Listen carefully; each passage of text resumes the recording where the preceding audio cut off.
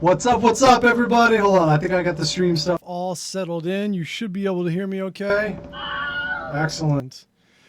Hey, what's up?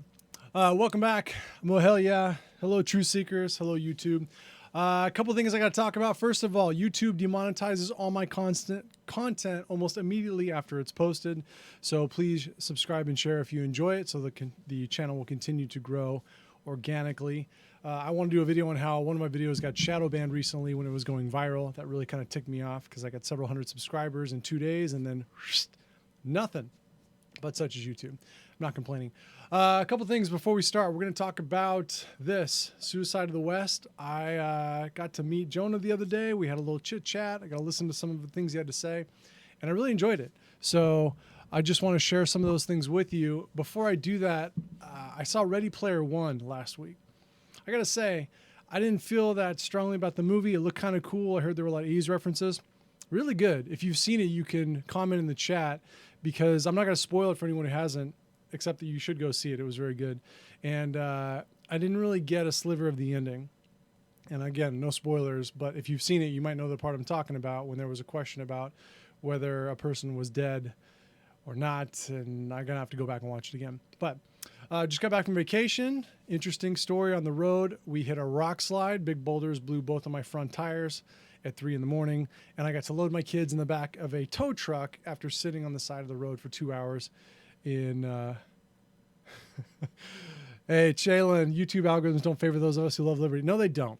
And if you have contentions with that, you can go look at my Sam Harris videos and look at the comments in there where apparently no Harris fans know that YouTube algorithms are a thing. Anyway, I feel like I was making the Adventures in Babysitting sequel. I have pictures of my 2- and 4-year-olds smacking on the back of the glass while Thor is loading everything up. And it was pretty interesting. 23-hour drive that should have taken 6 hours. So let's talk a little bit about this. Went to an event put on by Goldwater, really enjoyed it. And Jonah Goldberg, I'm hoping to have him on the show soon, was one of the first people whose work I ever read when I got into politics. Liberal fascism was very good. But anyway, that was one of the first books I read without being assigned it, and I found that I like learning a lot more since I've been out of school than I did before. But Suicide of the West, I got about 100 pages left. I go pretty hardcore when I start reading these things, lots and lots of highlights and notes. If you ever want access to what I put on the web, I put them on my Patreon page, usually within a couple months after the video goes up. But there's copious references in the book. I suspect it's a conflagration of many other books because Jonah Goldberg seems to do a lot of reading. And so he pulls from a lot of their works, which is nice because that means I don't have to go back and read 10 of them. But the working title of the book was The Tribe of Liberty. So the reason I'm talking about this is it's called How the Rebirth of Tribalism, Populism, Nationalism, and Identity Politics is Destroying American Democracy. Of course, we don't hear about any of those things today in politics at all, right? None of those words are relevant. But Jonah does a pretty interesting job of tracking back to show how these things are pretty standard in human nature. And they've always been around. It wasn't until the most advanced first world civilization that we started getting past a lot of the trends that these things bring with them. And that's the reason we're advanced. So I know a lot of people are going to scowl because Jonah's a never Trumper. He might still be. I don't know for sure. And he writes for the National Review. But,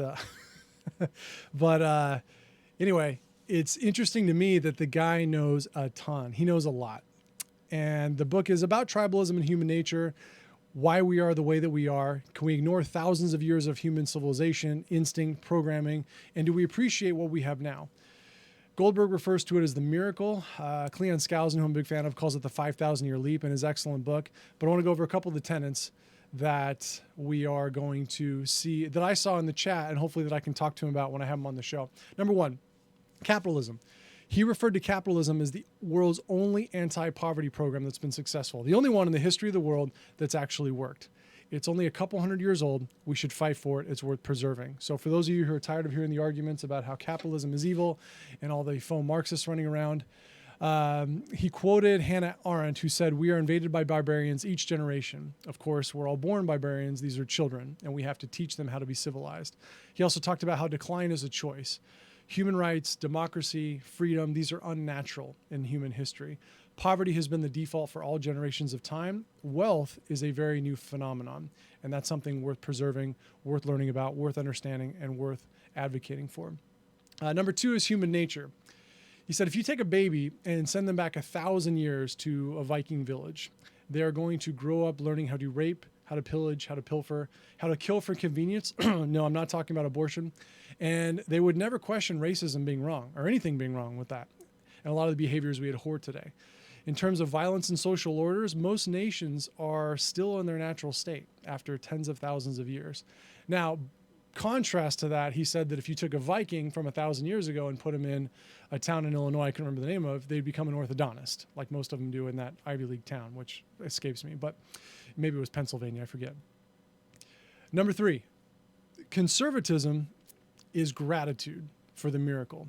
Now, today, we teach resentment. We teach ingratitude. In one of my original videos that I put up on YouTube when I first started, I said, I think it was one of my my coming out videos, right? One of my tenets was that ingratitude is the building block of progressivism. It's the foundational layer. So obviously I was really pleased to hear Jonah talking about how conservatism is actually just gratitude for everything that's been done before us. He talks about the deep reservoirs of knowledge that are instilled in the foundations that have been built up over time, and how we should be respectful of those and question why they are the way that they are before we try to destroy them and start anew, which again, also he talks about being part of human nature, hitting the reset button, doing the fight club, starting over. And Jalen said, here's to help replenish the lost funds from YouTube demonetization. You know what? Time out. I'm going to talk about that.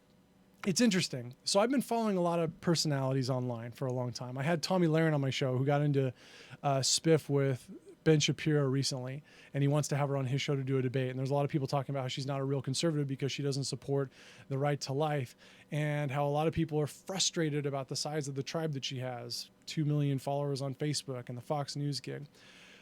And then there's another part of me that's looking at what's happening in punditry, right? The fact that the website I used to be affiliated with basically has rebranded and changed what they do. John Hawkins' site, Right Wing News, was getting hundreds and hundreds of millions of impressions and views a couple years ago during the election. They just shut down. And when I talk to these people in private, who I don't know very well, I'm not really in the cliques and in the groups, but there's a lot of frustration about why some people can figure out what works and why some people are popular and others aren't. And part of me thinks that this like evangelization of politics and culture and behavior and morals is going to have to be a calling. It's going to have to be something that people do because they just feel really strongly about it. You know, and I'm a big fan of religious studies and Christianity.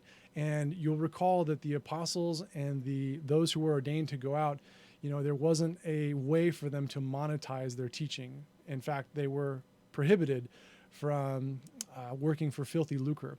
And I actually think that anything that's super important to you or that you feel passionate enough about, that you feel is making an impact or a persuasive change in people, is worth doing just because you care that much about it. So thank you, Challen, for the $4.99. But I think the real challenge is going to be going forward that people are going to be separated by whether they're strictly doing things because they get paid and because politics is their job, or because they want to do it to help. An example I will use is last night I saw an article from some guys in Oklahoma who are doing, they call their group I forget what the spelled out name is, but I remember the acronym was OPP. It was something pedophile protection, like OPP. That's hilarious.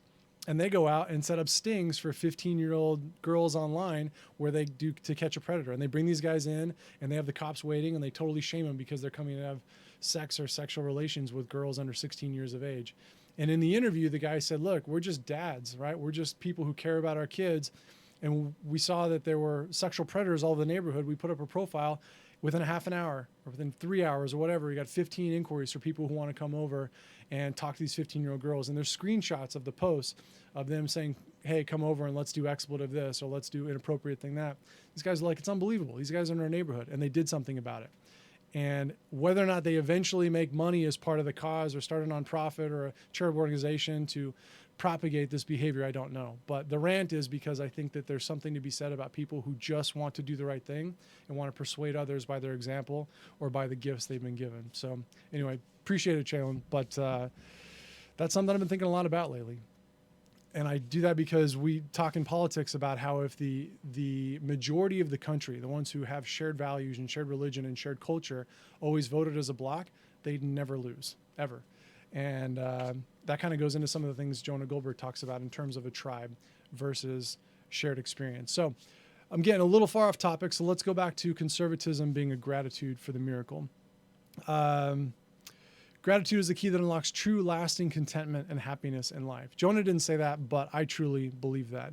Gratitude is the one thing that will keep you sane and stable, and always remembering how much better how you've won life's lottery just by being born in the last 30 years, and how that will probably continue to improve despite some of the things that are happening in the world and in the country. Saul Alinsky organizing was about sowing discord and disharmony for political leverage.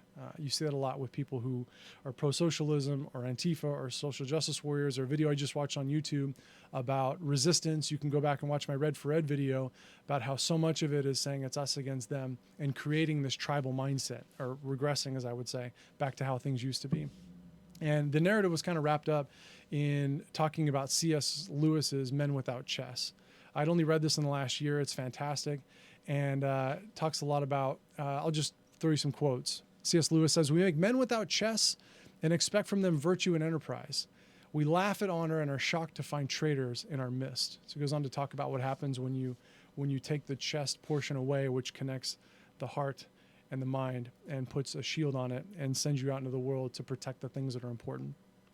One of the really fascinating things about the interaction with Jonah, and something that's in the book that I'm really eating up because they're ideas I was unfamiliar with, was this whole idea of Locke versus Rousseau. And when Jonah talked about it, he said it really has to do with the fact that we're in the Romantic era. We talk about Romanticism as an era that's already passed, the Enlightenment, the Romanticism, and now our current era. But he says that that era has never ended. And he goes into to define what Romanticism is and the people who propagate it. And he said you can really simplify it down to Locke versus Rousseau, right? Romanticism is listening to feelings instead of being persuaded by reason. We teach kids that self-expression is more important than self-discipline, self-esteem more than behavior. And then he goes into, I could talk about that for 10 minutes easily, but there's a whole chapter on in the book, and I'll probably get to do it with Jonah if he comes on the show. But there's some interesting things that happened during the QA, one of which was when we talked about hypocrisy, right? People who flip-flop or change their values. They don't live the ideals that they preach. And he said something really interesting, that hypocrisy is very important because it illuminates the principle. And he referenced John Locke's essay on tolerance and some of the things that people will say about American ideals becoming corrupt and how we have to change our ways. He said, look, hypocrisy is always looked at as a condemnation of the ideal, when really it has nothing to do with the ideal. It has everything to do with the hypocrite. And it's important to make the distinction between those because, as someone quoted that I don't remember their name, hypocrisy is the hat tip that vice pays to virtue, which I thought was really, really cool. And I'll expound on that once we have a chance to talk. Goldberg talked about his influences. So that'd be the fifth thing I want to talk about. Irving, Kristol, Thomas Sowell. He mentioned Conflict of Visions being his favorite Thomas Sowell book. Now, I've read most of Sowell's work. I'm reading Disparities and Discrimination right now. I'd love to have him on to talk about it. But I probably think Quest for Cosmic Justice is a starting point for me. Most people, if they ask which book to start with, I would say that one, because it's so fascinating to see how the quest for cosmic justice kind of creates a worldview and creates this dynamic for people who don't have a faith or a trust in God, who don't believe in a creator, that everything's eventually going to make sense. They go, well, there has to be a source of cosmic justice. And if it's not God, we have to play a part in that. We have to be the people we're waiting for. And so when I listen to atheists or Sam Harris or to people who don't have the same foundation talk about how we craft society, there's a very different dichotomy of the two. And I think Thomas Sowell nails the reason for that when he talks about how people who don't see an eternal judge or an arbitrator, how they create fairness for everyone and how they're almost always exactly wrong. And history's taught us that. The last thing I want to talk about is corruption and entropy. It's really interesting when he talks about these ideas and these foundations and these civilizations, and how, like any boat owner knows, or anyone who lets their weeds grow too much, nature has a way of reclaiming everything that's hers. And it takes work and effort and struggle to stop the process of entropy. And in kind of breaking down this idea is probably Jordan Peterson would say, look, it's a subset of tiered ideas stacked on each other, right? That's how I felt about this. He said there's a couple things that we need to think of when we talk about corruption that we don't typically. And the first one really hit home. He said, look, the rules of family don't apply to the extended order and vice versa. Applying rules of one will destroy the other. And as an example, he said, look, if And I can relate to this because I just got stranded on the road and I called someone I hadn't talked to in 5 years at 2 in the morning or 3 in the morning. And she let my whole family stay in the house for several hours. That is a family or familial type relationship. If a total stranger had done that, she might call the cops. And so he actually goes into how the Germans have 2 separate words for these types of relationships, and we can't conflate the two when it comes to running a society versus running a family. He said running a family is Marxism, right? To each according to their need, from each according to their ability. But on a societal level, it doesn't work, and there has to be separation between the two. The subset he goes into is how he says the most corrupting influence in business, in capitalism, is not money, it's friendship. And this hit me really, really hard. I had a really good job 10, 12 years ago developing commercial properties. Walmart, Target, power centers, and the guys I work with are making 8 and 9 figures. I mean, huge, huge numbers back when the real estate boom was on, and we gave ourselves the 10-year advance on the real estate industry here in the Valley. And I remember the person that I worked for, who was the most successful person that I knew, like I said, probably 9-figure net portfolio, saying, look, the only thing that matters in business is relationships. That's it. Because relationships eliminate competition. And we hear that all the time. Relationships. Anything comes up, the relationship will fix it. We have a problem, we'll rely on the relationship to make sure it gets solved. And here's Jonah Goldberg saying the most corrupting influences in business is not money, it's friendship. And it's interesting that when things turned and the 6 a.m. meetings turned into shouting matches and everyone was pulling at each other's, basically trying to destroy each other and figure out where the money is and threatening lawyers, the relationships soured. But the principle that I was taught and that I believed in wasn't exactly correct. Because, and he goes into saying, look, if you have a rule or a precept and you're a bank owner and someone comes in and wants you to break the rule, you would say, absolutely not. I can't do that against my principles. If it's a friend of yours who's got a nephew who needs it to start his business, now you've gone into the other sphere where it's a gray area. And so he goes on about how in society, in our political elite, we see a lot of that type. I need to look up the word, the German words, Gemeinschaft and Gemeinschaft or something like that, for how in any civilization, the elites, the top groups, preserve their interests by changing the nature of the relationship. They work by a different set of rules than the people below them. And he talks about how it happened in the secular side and on the religious side for thousands of years. In every society, they created a bubble that protected their interests, and how this will destroy any civilization where it's happening. So that's how he summed it up, is the most corrupting influence are those friendships, and how rules have to be preserved for people to respect the rules and for society to continue to progress. So hitting that one pretty hard. We also talked in terms of corruption about what makes people happy: faith, family, friends, and earned success. Earned success, not ascribed success, earned success. And there's a lot of examples about how ascribed success actually makes people miserable and depressed and do terrible things. Talked about a couple other ideas, and he says that he goes to a lot of college universities and is fascinated by the ideas these kids have and how far our prestigious universities have fallen from their high point. So some of these kids actually think being liberal is rebellious. Who is teaching these things? He goes, look, you go into a room and the kids are on scholarship. Their room, their board, their clothes, their food, their cars, their insurance, their cell phone bills, their internet, everything is paid for. He goes, try to think of one thing that you're actually paying for yourself. It doesn't exist to a certain audience, right? Obviously not true in all cases. He goes, and you think you're independent? How do you come to this conclusion?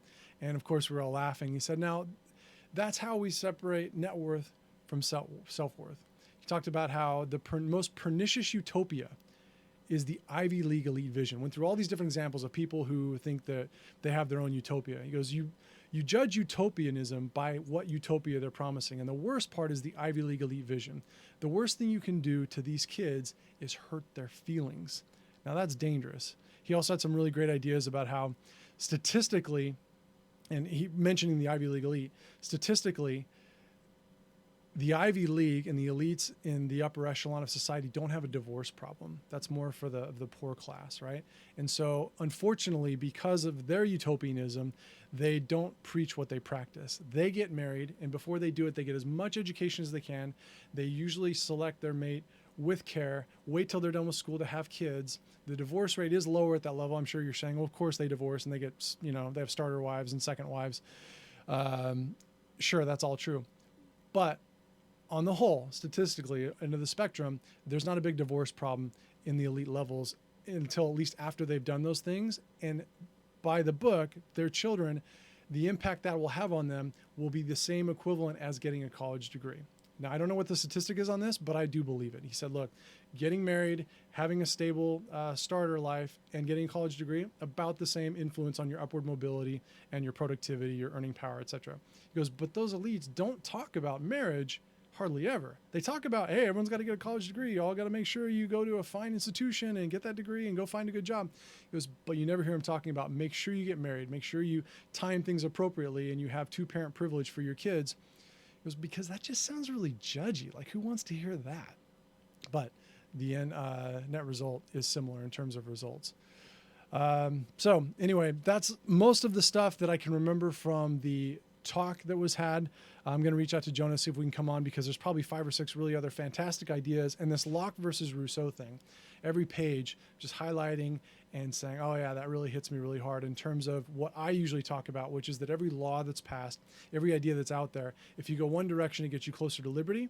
If you go the other direction, it gets you closer to bondage. That's what laws do. That's what ideas and precepts do. And you really have to figure out which one is better for you and for the people as a whole, depending on which one makes them more free.